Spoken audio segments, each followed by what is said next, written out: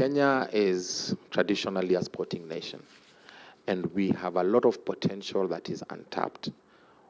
One of the opportunities we have is discovering talent from a very young age. When I was growing up, I remember in primary school, we had dedicated sporting events within the school calendar that culminated to inter-schools competitions, that culminated to inter-region competitions, and then national competitions. Those seem to have gone away. And sports today in our primary and secondary schools seems to be an extracurriculum activity.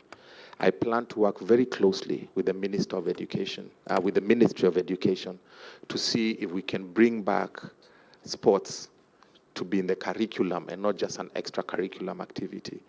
We will use the Kenya Academy of Sports, KAS, again, state cooperation under the State Department of Sports, to ensure that we fund them adequately to go out into the constituencies and to the wards of our country, go into schools, make sure we organize grassroots sporting activities with the aim of identifying, nurturing, and developing talent of our young people, right from primary schools all the way to secondary schools. Then you create a funnel of talent into our national teams, which really is how the eyes at sports is how the eyes of the world see our country, Kenya. So we just need to create that funnel of talent right from the grassroots.